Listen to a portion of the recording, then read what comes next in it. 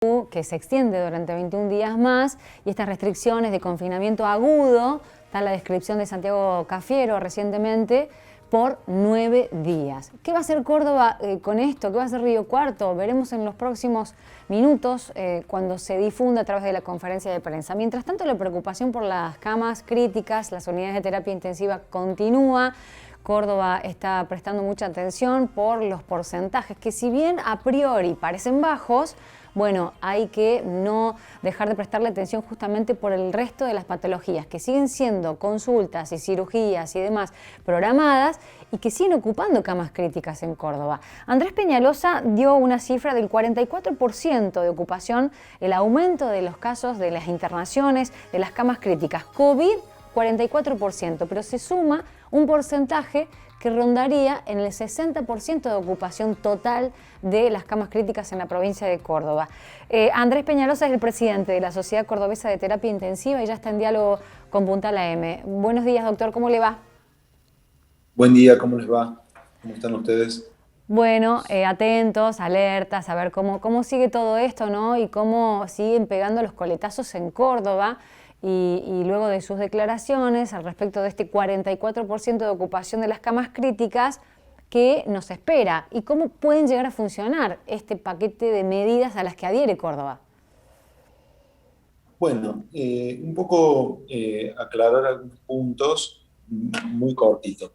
El porcentaje de ocupación de COVID crítico del 44-45%, actualizándolos en los últimos relevamientos, refieren solamente a la ocupación de camas críticas por la causa COVID. Como bien aclaré en algún otro punto, no tenemos datos oficiales no teníamos datos oficiales o declarados desde el Ministerio de la ocupación de la patología no COVID.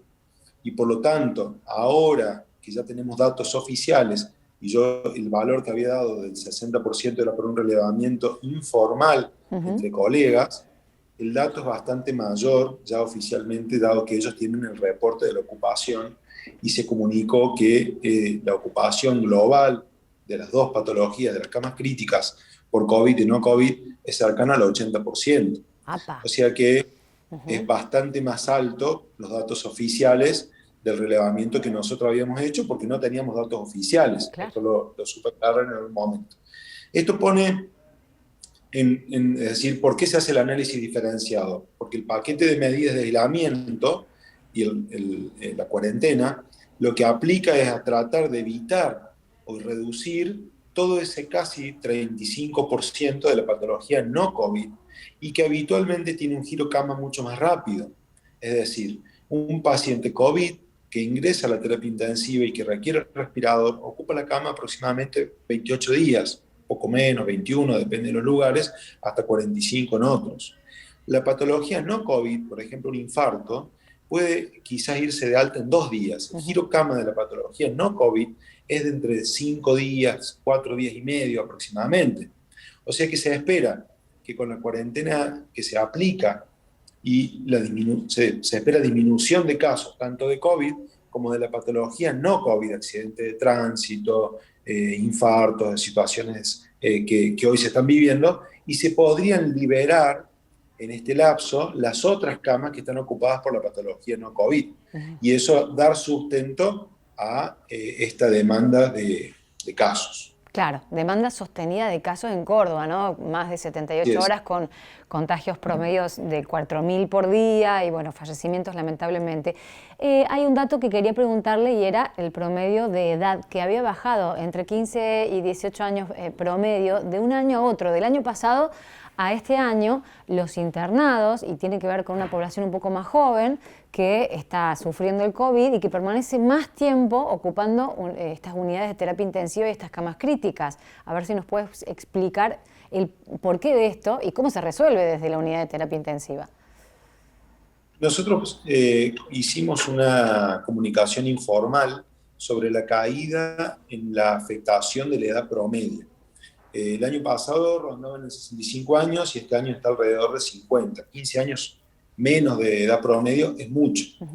Las hipótesis que podríamos manejar, una de ellas tiene que ver con la vacunación. Se ha priorizado la vacunación para todo el personal o todas las personas de más de 65 años, más de 50 ampliaron ahora, y con factores de riesgo. Por lo tanto, podríamos decir que ha quedado expuesta una población más joven al virus. Pero si el año pasado no los afectaba tanto, y a los jóvenes no los afectaba, y a los pacientes sin factores de riesgo no le hacía nada, ¿cuál sería la explicación para pensar que ahora sí?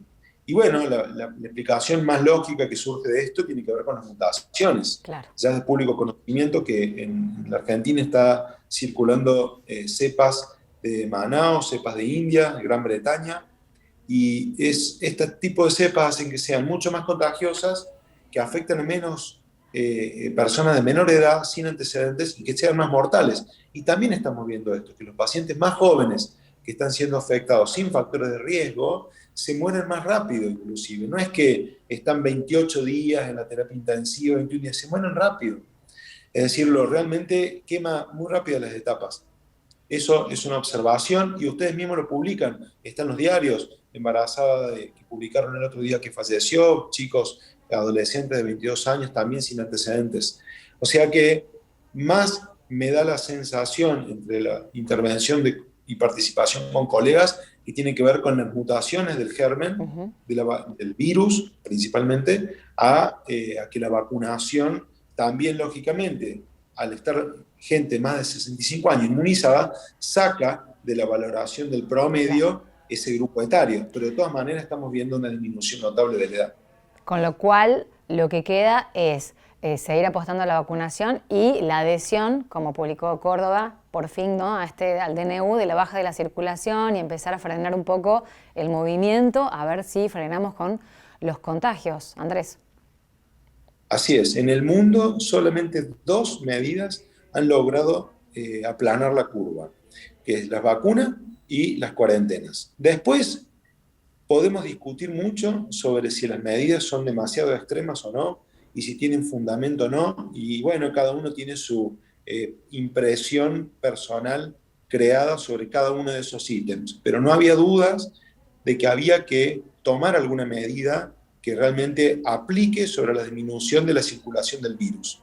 Después podemos discutir todo lo demás, que creo que requiere muchísimo debate, sobre todo el fundamento de cada uno de los ítems de las medidas, que lógicamente, bueno, para eso es el otro ámbito. Claro. Andrés, la última, y ya para liberarte, quería preguntarte si se habían estado, bueno, debatiendo seguramente puertas adentro de las unidades de terapia intensiva, protocolos de por medio. Ayer hablamos con el encargado de uno de los centros clínicos acá en Río Cuarto que nos decía, yo no quiero definir a quién le voy a dar la última cama crítica. Yo no quiero definir eso, no quiero que me pongan en ese lugar, ¿no? Entonces, ¿qué tiene que pasar para que no sean ustedes o los encargados o los jefes de las unidades de terapia intensiva los que tengan que definir a quién le van a dar la última cama? ¿Se han visto en esas situaciones en Córdoba? ¿Han debatido al respecto? ¿Y qué opinan? Bueno, son varias preguntas en una. Digamos, todavía no ha pasado que se tenga que elegir o tomar decisiones sobre la asignación del recurso de la última cama. El año pasado, en la primera ola, no pasó, y este año todavía no. ¿Cuáles son las situaciones que llevan a tomar esas determinaciones cuando habitualmente las ocupaciones de camas críticas globales de toda la provincia están por arriba del 90%? Significa que hay varias zonas geográficas en donde por la distancia es muy largo el tiempo de traslado y se incapacita, y por lo tanto allí cabría la situación, seguramente, de tener que ver cómo se asigna la última cama. ¿Qué se ha trabajado desde la sociedad junto con el Ministerio y el Comité de Bioética? Hemos desarrollado un protocolo de actuación y definición de la última cama para que los jefes de terapia y los médicos actuantes podamos tener un sustento en base a un consenso que, si bien lo hemos consensuado desde la sociedad con el Comité de Bioética del Ministerio, tiene fundamento y tiene base teórica y base bioética en consensos internacionales, y que no se ha publicado porque se reserva este uso de este protocolo para cuando llegue verdaderamente la situación.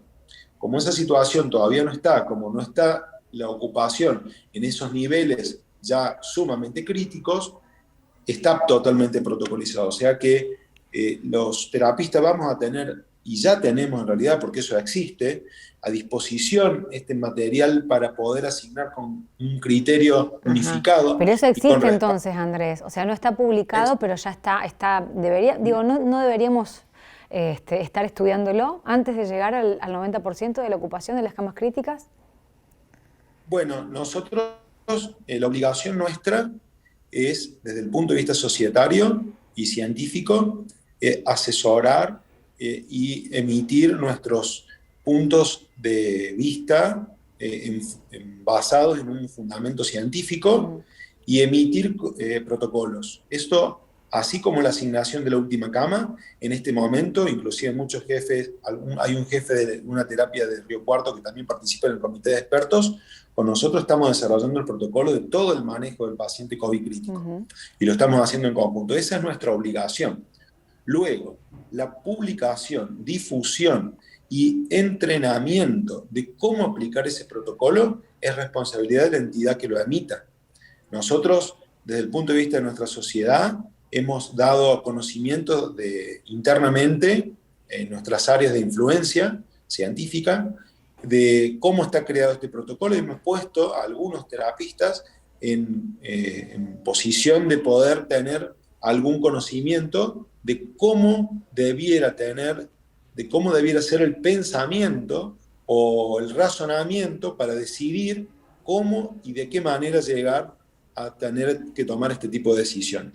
Las personas encargadas de difundirlo con la habilitación ministerial está a cargo de los funcionarios públicos, excede el poder que tenemos nosotros desde las sociedades científicas. Bien, bueno, estaremos atentos a eso, ¿no? A cómo evoluciona. Esperemos no tener que echar mano de ese protocolo. Exactamente. Doctor, muchas gracias por el contacto con Punta la M. Muy amable como siempre.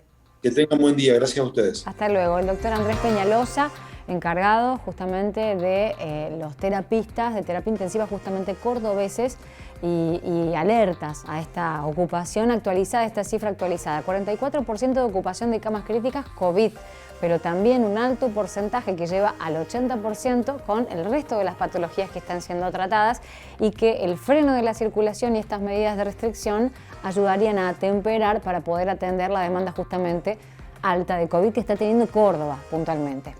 Hacemos una pausa y ya seguimos con más en Punta la M.